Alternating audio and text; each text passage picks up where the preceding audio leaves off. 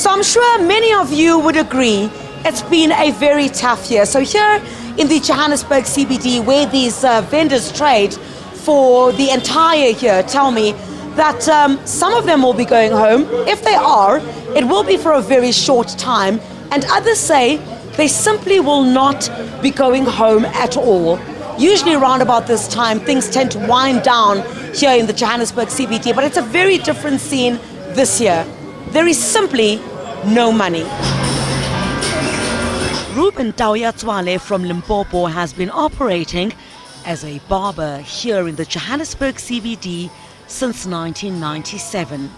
And even though he has built a regular customer base over the years, he tells me he has never fallen on tougher times like this year.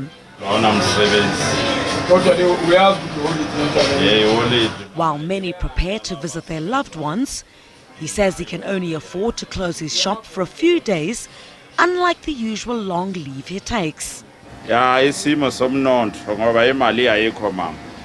While Ruben says the situation is bad, there's no money.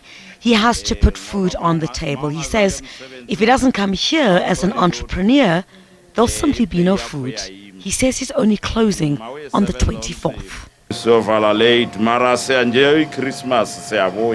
At least Ruben is a bit lucky. Some of his regular clients like Mandla Mlambo from Nkandla in KwaZulu-Natal will not be visiting loved ones as his pockets are too dry.